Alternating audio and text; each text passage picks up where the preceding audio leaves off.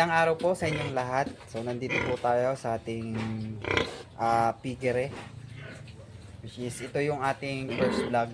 So, hindi tayo nakapag-video ng mga ilang beses kasi madaming nangyari. Nakapagbenta tayo ng mga biik. So hindi na natin na-vlog yon. Nagwalay tayo ng mga biik and meron tayong inahin na hanggang ngayon ay ulit-ulit lang yung kanyang paglalande. So, kaya pala ganon, karoon ng infection yung kanyang matres. So, ang gagawin naman natin ngayon, gagamutin natin siya. So, meron tayo ditong 1 litrong pinakuluang dahon ng bayabas. Tapos, meron din tayo ditong antibiotic, iodine, at saka Dufamox. Yan. So, ito yung mahalaga sa pag-iinahin, lalo na hindi natin sila nakakausap, hindi natin sila naiintindihan.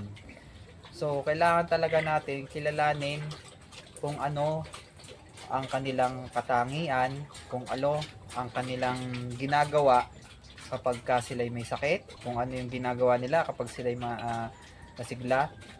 So, kailangan talaga nating kilalanin sila. Dahil mahihirapan tayong mag-observe kung talagang ang baboy natin is healthy or hindi. Akala natin healthy siya, pero pagdating ng kinabukasan, hindi pala. So, kaya kailangan time to time na-observe natin yung ating mga alaga kung okay sila. Hindi porket nagpakain tayo, ay okay na yon, di ba? Kumain sila ng dami, okay na yon. Hindi ganon. Siyempre, kailangan observe natin. Habang sila'y nakain, observe natin sila. Habang hindi sila kumakain, observe din natin sila. So, mahalaga yon sa pag-aalaga ng baboy. Yan yung aking natutunan. Sa pag-attend natin ng seminar, so, hindi lang pala ganon. Hindi lang pala pagpapaligo o hindi lang pala pagpapakain ang mahalaga, ika nga, o pagbibigay ng vitamins. So kailangan kilalanin natin mismo ang ating mga alagang baboy. So makakatulong yan sa pagpapalago ng isang piggery, sa pag-aalaga ng baboy. So yun, papakita ko sa inyo ito, yan. Ito yung ating inahin na sinasabi ko sa inyo na wala siyang palya. Kada walay namin, ang nangyayari at 5 days after niya mawalay sa kanyang mga biik, kahit payat siya, kahit hindi okay yung kanyang pangangatawan, nag-heat talaga siya. Nag-standing heat. So, pagkatapos na nagbubuntis, so tuloy-tuloy yung aming production. Maganda talaga. Ito si Mama Pig na to. Ayan. So, yan yung nasa video natin dun sa Borbetter. Ayan. So, siya yung nasa video. Kaya, nasabi ko na siya ay walang palya, ganun nga. Maganda yung cycle ng kanyang panganak, kanyang pagbubuntis. Pero sa kabila ng lahat ng kanyang magandang cycle, di lahat ng sitwasyon ay ganun. Siyempre, meron din tayong haharaping problema, katulad niya ngayon. So, nagka-infection ng kanyang matres. So, kailangan natin siyang gamutin. Katulad ng sinabi ko sa inyo, kailangan i-observe natin ang ating mga alagang baboy. Kasi sayang ang panahon, sayang ang puhunan, at sayang ang pagod natin.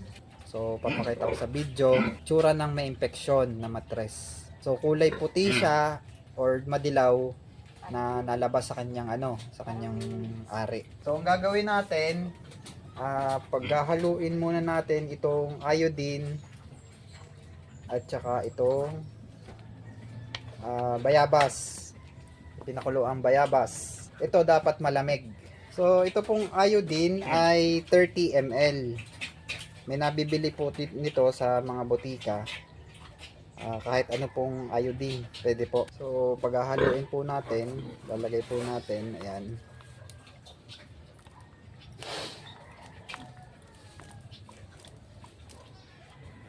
So ito guys ay recommended ng doktor.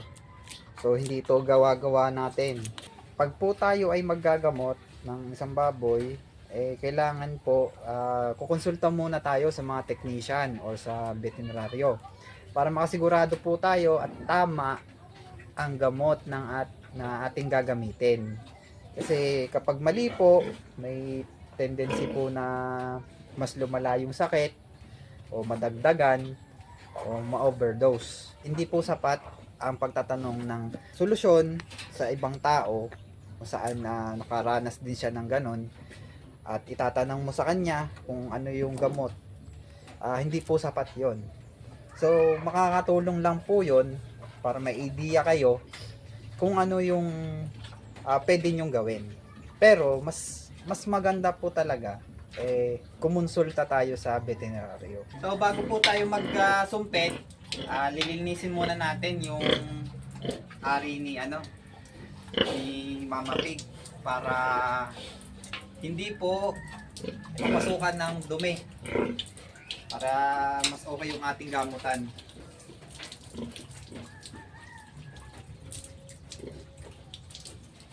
So ito po, in-sprayan ko po siya kanina ng borbetter at na-detect po natin na siya ay standing heat. So atin muna po uling i-sprayan. Ito po siya. So in-sprayan po natin siya. Yan po. Yan po ang itsura niya. So ang gagawin po natin, dito po natin lalagay yung tubig na may dahong bayabas at saka may halong iodine. Tayo po ay makakailang beses po tayo ng sumpet.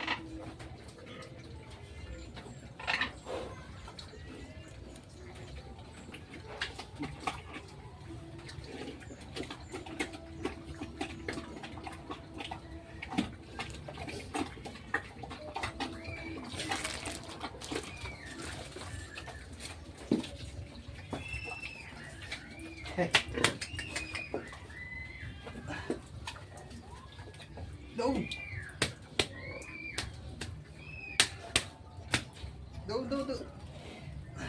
Mayroon po talaga palakadin ng ang standing heat. Tulad dito. Hey. Doon. Dapat ka doon. Diba? Kung natin masusuksok dyan.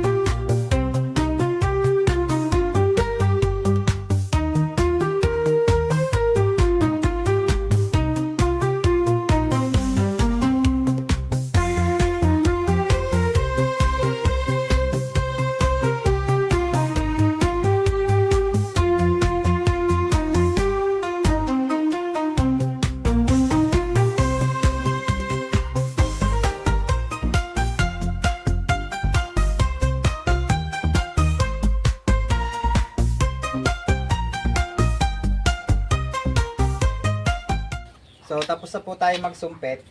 Then, after 30 minutes po ay ating susumpitan na siya ng 20 ml na antibiotic. Isusumpit din natin siya. So, mag-a-add lang po tayo ng 80 ml na distilled water para maging 100 ml. After po nun, masumpitan natin ang antibiotic. After po nun, tuturukan naman po natin siya ng Dufamox, yung gamot. So, 14 ml po. So, after nun, ang gagawin na lang po natin is gagambutin na po natin siya by supplement. Bibigyan na po natin siya ng Respicia sa feeds. So, bale 2 grams per kilo. So, 2 weeks po natin siya gagamutin. So, after po nun, hintay na lang po tayo ng 21 days. And then, pwede na po natin siyang sumpitan kapag nag-standing. So, yun lang po for today's video. So, maraming salamat po. And happy farming.